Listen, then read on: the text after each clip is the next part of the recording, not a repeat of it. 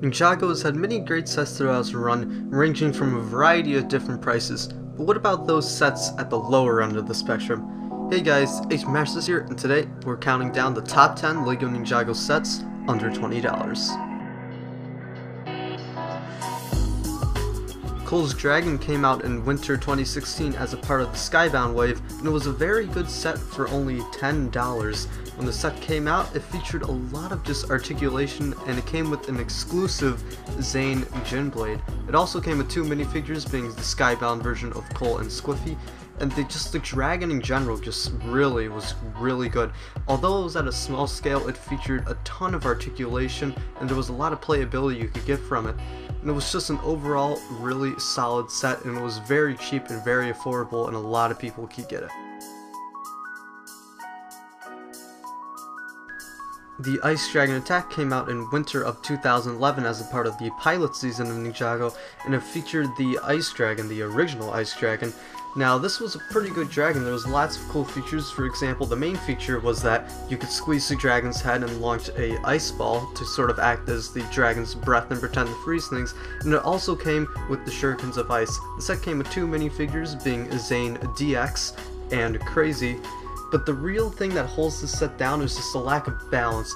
The set really doesn't have all that great of a part-to-price ratio, and the balance in the set's just really off, with there being one villain minifigure which isn't even fully armored running away with the Shurikens of Ice versus Zane and a dragon.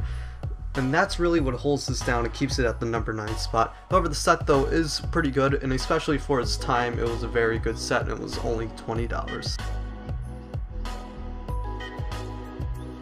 Cole's Earth Driller was released in 2013 as a part of the final battle wave, and it featured Cole's Earth Driller. Now, of course, the main thing about Cole's Earth Driller that really set it apart from anything else is just the Earth Driller itself. We don't have anything else like this in Ninjago, and the function is just great of it. As you know, as it rolls, the drill will roll along with it, and it moves. So you can really get a lot of playability out of that, pretending to drill through things as you move it around. It's just a very playable set. The set came with Cole and the kimono, which was exclusive to this set, and it also came with the Stone Swordsman. In addition, it came with the Elemental Blade of Earth, which was not exclusive to the set, but it was the only way to get it without getting the Temple of Light. And just in general, this was an all-around solid set. The Skull Motorbike is another set from winter of 2011 from the pilot season of Ninjago. This set featured, of course, the Skull Motorbike, and the main thing about this set was it had a feature where you could launch an entire skull part at whatever person you'd be fighting, in this case, Jay. The set did come with the Golden Nunchucks of Lightning, the original version of Jay, and Chop-Off, although interestingly enough, in these finalized pictures, it actually shows Frank Shaw, but the set did come with Chop-Off. But overall, this was just a very good set and a very good value, and there wasn't really much of a way you could go wrong with it. The Kai Fighter came out in the winter wave of 2014 as a part of the rebooted series, and it came with the Kai Fighter.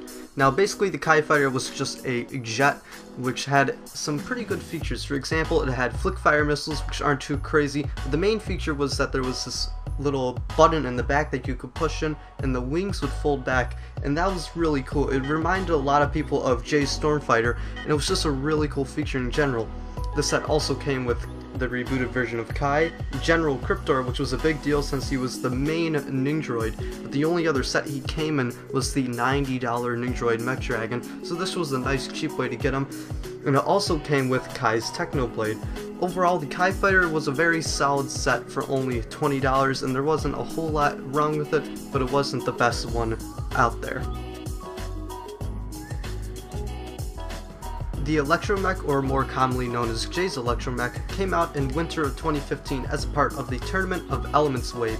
This set was only $15 and featured Jay's Electromech, along with the small little contraption for one of the villains, better known as Chop. Jay's Electromech itself had a lot of articulation to stud shooters, in a feature very similar to the Kai Fighter, where the little blades in the back would be able to move up and down by pushing a sort of like piston in the back. The set came with two minifigures, both of them being exclusive to the set, the tournament version of Jay and Chop, and it also came with a small little contrivance for Chop to give him a little bit of a chance to fight against Jay. This set also, of course, came with one of the collectible Jade Blades. There wasn't anything wrong with it, and for the most part, for $15, this was an extremely great set and just a really good deal in general, too. Just barely coming in at number 4 is the Overborg Attack. The Overborg Attack was, of course, part of the rebooted wave, and it started the trend of the double bike set for $20. This set was the first of the double bike sets that came in at $20, and it featured a bike for Lloyd and Cyrus Borg, or in this case, Overborg. Cyrus Borg's bike was, of course, the real star of the show, featuring 2 saw blades, which if you had them angling, touching the ground, would spin as you moved the bike, and then other 2 blades in the front.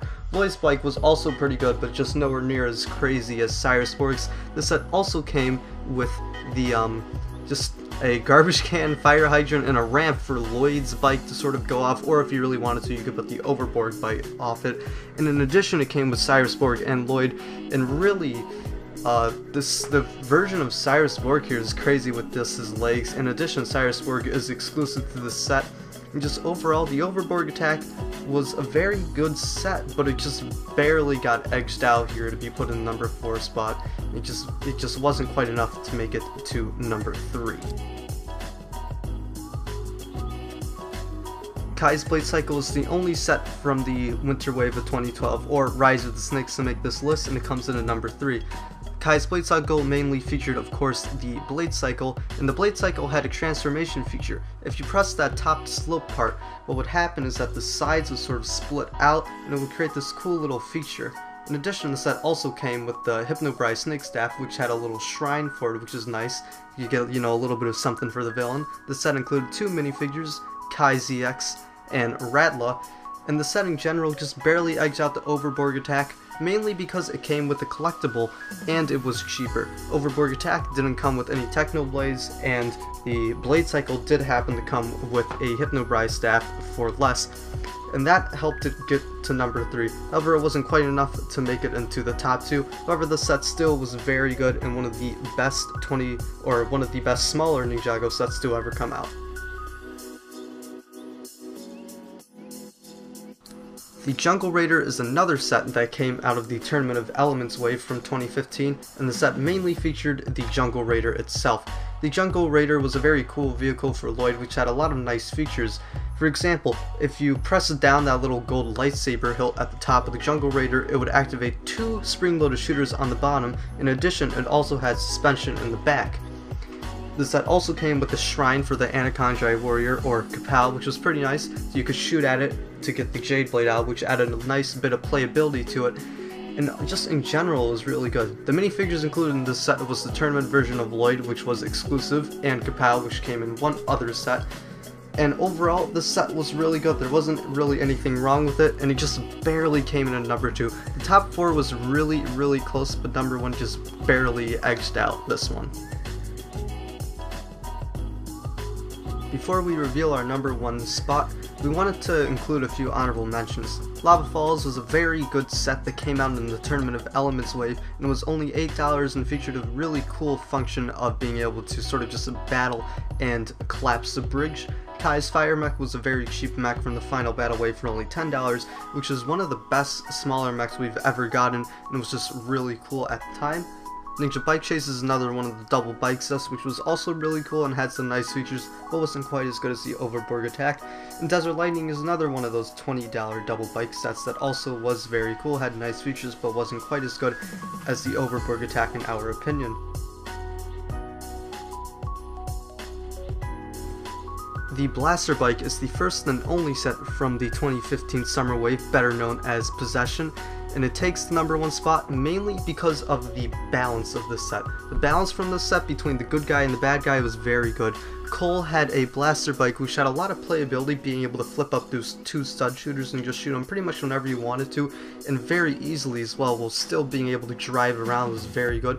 In addition, the bad guys had a dragon, which is really cool. It was something different and something we hadn't seen before, to include a mini dragon and set the battle against the good guy, but it was something very welcomed and very cool. In addition, the set came with an arrow blade for Cole, it came with Cowler, 2 Screamers, and Possession version of Cole. And just overall, it was the perfect $20 set, and there wasn't anything really wrong with it that you couldn't just, easily fix. Like, the main issue with it was that the bike had a little bit of trouble balancing, but you just moved down one of the exhaust pipes and fix that. Overall, the set was just very good. And that was our list for the top 10 LEGO Ninjago sets under $20. Since this is our first top 10 list, let us know how we did and ways we can improve it. Let us know if you disagreed with the list and leave your own list in the comments section below.